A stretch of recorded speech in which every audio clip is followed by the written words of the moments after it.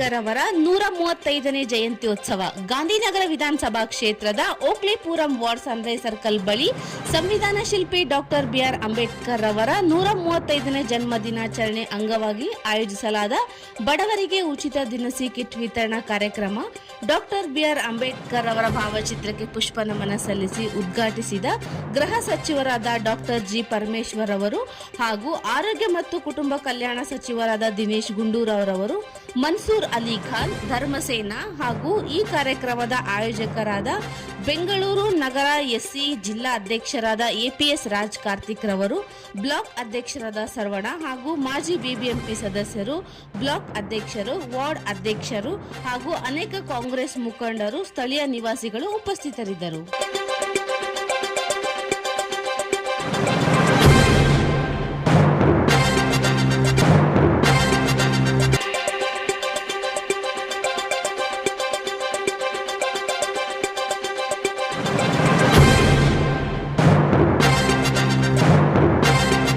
ನೂರ 35ನೇ ಜನ್ಮ ದಿನಾಚರಣೆಯನ್ನ ಆಚರಣೆ ಮಾಡ್ತಾ ಇದ್ದಾರೆ. ನಾಗರಿಕ ಬಂಧುಗಳಿಗೆ, ಎಲ್ಲ ಮುಖಂಡರುಗಳಿಗೆ, ವಿಶೇಷವಾಗಿ ಸನ್ಮಾನ್ಯ ಗುಂಡೂರಾವ್ ದಿನೇಶ್ ಗುಂಡೂರಾವ್ ಅವರಿಗೆ ನಾನು ಅಭಿನಂದನೆಯನ್ನು ಮೊದಲನೇದಾಗಿ ಸಲ್ಲಿಸ್ತೇನೆ. ಈ ಕಾರ್ಯಕ್ರಮವನ್ನ ಉತ್ತೇಜನ ಮಾಡಿ ಕಳೆದ 10 ವರ್ಷದಿಂದ ಇಲ್ಲಿ ಓಕ್ಲಿಪುರದಲ್ಲಿ ಆಯೋಜನೆ ಮಾಡಿರ್ತಕ್ಕಂಥ ರಾಜ್ಯದ ಆರೋಗ್ಯ ಮತ್ತು ಕುಟುಂಬ ಕಲ್ಯಾಣ ಸಚಿವರು, ಹಿಂದಿನ ಪ್ರದೇಶ ಕಾಂಗ್ರೆಸ್ ಸಮಿತಿಯ ಅಧ್ಯಕ್ಷರು ಮತ್ತು ಭವಿಷ್ಯದ ನಾಯಕರು ದಿನೇಶ್ ಗುಂಡೂರಾಯರು ಇವತ್ತು ನಾನು ಇಲ್ಲಿ ಹೇಳಿರ್ತೇನೆ, ಜ್ಞಾಪಕ ಇಟ್ಕೊಳ್ಳಿ. ಕರ್ನಾಟಕದಲ್ಲಿ ಒಬ್ಬ ಭವಿಷ್ಯದ ನಾಯಕ ಇದ್ದಾರೆ ಅಂತ ಹೇಳಿದ್ರೆ ಅದು ದಿನೇಶ್ ಗುಂಡೂರಾವ್ ಅನ್ನುವಂತ ಮಾತನ್ನ ಈ ಸಂದರ್ಭದಲ್ಲಿ ಹೇಳಲಿಕ್ಕೆ ಬಯಸ್ತೇನೆ. ಮತ್ತೊಬ್ಬ ಯುವಕ ಕಳೆದ ಚುನಾವಣೆಯಲ್ಲಿ ಸಂಸತ್ತಿಗೆ ಸ್ಪರ್ಧೆ ಮಾಡಿ ತಮ್ಮೆಲ್ಲರ ಪ್ರೀತಿ ವಿಶ್ವಾಸಗಳನ್ನ ಗಳಿಸೋದಕ್ಕೆ ಪ್ರಯತ್ನ ಮಾಡಿದಂತ ಅಖಿಲ ಭಾರತ ಕಾಂಗ್ರೆಸ್ ಪಕ್ಷದ ಕಾರ್ಯದರ್ಶಿಗಳು ಗೆಳೆಯ ಮನ್ಸೂರ್ ಅಲಿ ಖಾನ್ ರವರೇ, ಈ ಕಾರ್ಯಕ್ರಮಕ್ಕೆ ಬಹಳಷ್ಟು ಶ್ರಮವನ್ನು ಕೊಟ್ಟು ಕಳೆದ 10 ವರ್ಷಗಳಿಂದ ಮಾಡ್ಕೊಂಡು ಬಂದಿದ್ದಾರೆ ನಮ್ಮ ಎಪಿಎಸ್ ರಾಜ್ ಕಾರ್ತಿಕ್ ಅವರು ಕೂಡ ನನ್ನ ಅಭಿನಂದನೆಗಳು.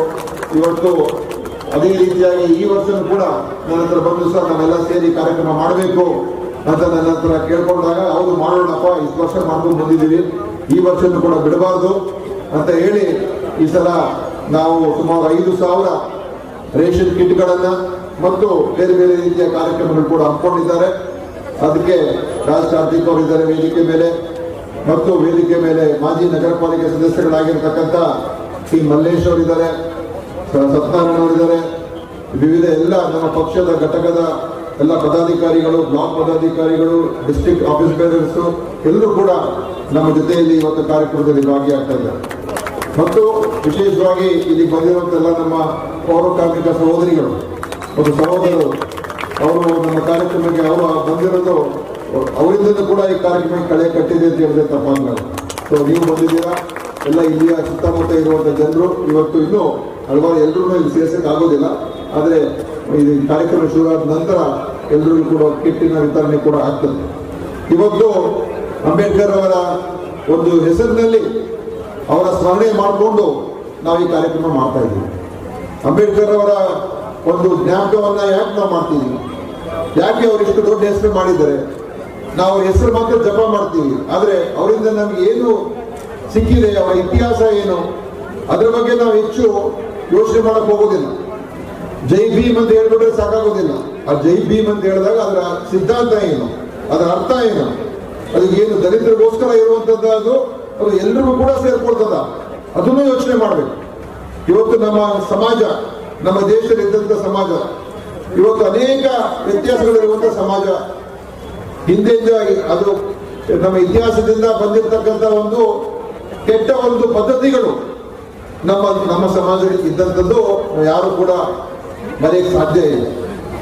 ಯಾವ ಜನರಿಗೆ ಹಳ್ಳಿಗಳಲ್ಲಿ ಬಾವಿಗೆ ಹೋಗಿ ನೀರು ತಗೊಳ್ತಕ್ಕಂಥದ್ದಕ್ಕೆ ಅವಕಾಶ ಕೊಡ್ತಾ ಇರಲಿಲ್ಲ, ದೇವಸ್ಥಾನಗಳಿಗೆ ಪ್ರವೇಶ ಮಾಡೋದಕ್ಕೆ ಅವಕಾಶ ಕೊಡ್ತಾ ಇರಲಿಲ್ಲ, ಬೀದಿಗಳಲ್ಲಿ ಅವ್ರ ಮುಂದೆ ಓಡಾಡೋದಕ್ಕೆ ಅವಕಾಶ ಕೊಡ್ತಾ ಇರಲಿಲ್ಲ, ಅಂತ ಒಂದು ಕೆಟ್ಟ ಪರಿಸ್ಥಿತಿ ಈ ದೇಶದಲ್ಲಿ ಇತ್ತು.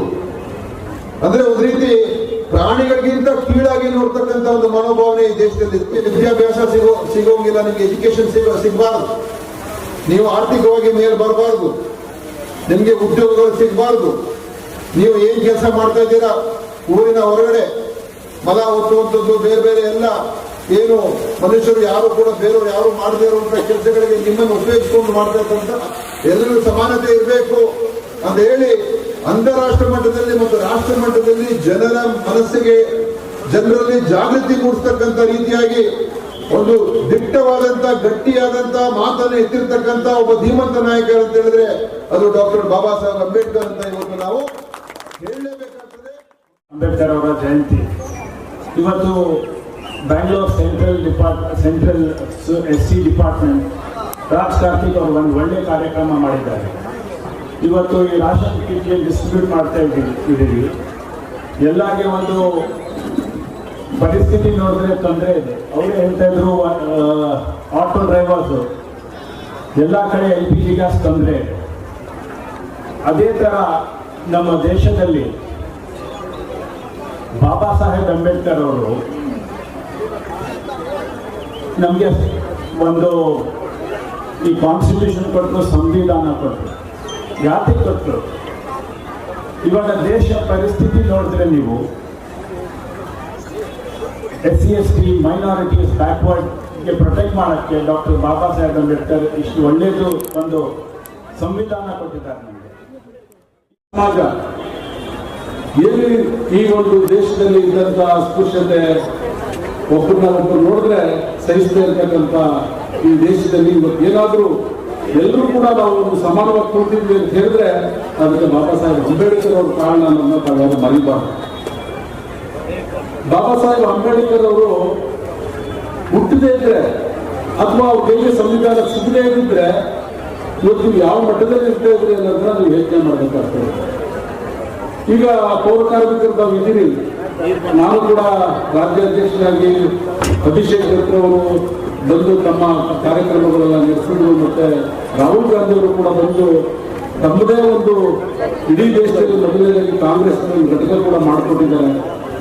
ಅಂದ್ರೆ ಕರ್ತಕರಿಯ ವ್ಯಕ್ತಿ ಯಾರಿದ್ದಾರೆ ಎಲ್ಲರ ಬಗ್ಗೆ ಕೂಡ ಕಾಂಗ್ರೆಸ್ ಅರ್ಥಪೂರ್ವಕ ಒಂದು ಕಾರ್ಯಕ್ರಮ ಮಾಡಬೇಕು ಅಂತ ಬಡವರುಗಳಿಗೆ ಮತ್ತೆ ಹಿಂದುಳಿದ ವರ್ಗಗಳಿಗೆ ಮತ್ತೆ ದೀನ ದಲಿತರಿಗೆ ಎಲ್ಲರಿಗೂ ಯಾರೇ ಇರಲಿ 150 ಜನ ಆಟೋದವ್ರಿಗೆ ಫಸ್ಟ್ ಟೈಮ್ ನಾವು ಕರೆದು ಇವಾಗ ದಿನೇಶ್ ಗುಂಡೂರಾವ್ ಸಾಹೇಬರು ಮತ್ತೆ ಇದಕ್ಕೆ ನಮ್ಮ ಈ ಕಾರ್ಯಕ್ರಮಕ್ಕೆ ಇನ್ನೂ ಒಂದು ದೊಡ್ಡ ನಮಗೆ ಒಂದು ಶಕ್ತಿ ತುಂಬಕ್ಕೆ ನಮ್ಮ ಗೃಹ ಸಚಿವರಾದ ಪರಮೇಶ್ವರ್ ಸಾಹೇಬರು ಬಂದಿದ್ರು.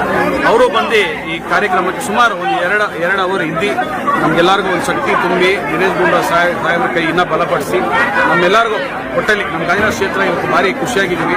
ಏನಂದ್ರೆ ನಮ್ಮ ಹೋಮ್ ಮಿನಿಸ್ಟರ್ ಸಾಹೇಬರು, ಸಮಾಜದವರು, ಡಾಕ್ಟರ್ G ಪರಮೇಶ್ವರ್ ಸಾಹೇಬರು ಬಂದಿರೋದು ನಮಗೆಲ್ಲ ಇನ್ನೂ ಶಕ್ತಿನೂ ತುಂಬಿದೆ, ಖುಷಿ ತುಂಬಿದೆ.